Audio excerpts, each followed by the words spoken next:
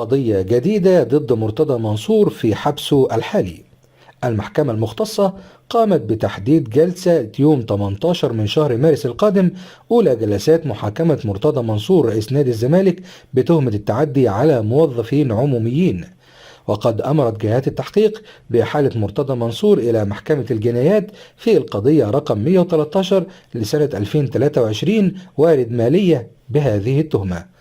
وبحسب خبراء القانون فإن الحضور بمحكمة الجنايات حضور إلزامي، بما ينص على بوجوب إحضار مرتضى منصور من محبسه بالسجن والذي يقضي به عقوبة الحبس شهر. ويأتي ذلك بتهمة سب وقذف محمود الخطيب رئيس الأهلي، وذلك إلى المحكمة من أجل حضور جلسة محاكمته بمحكمة الجنايات.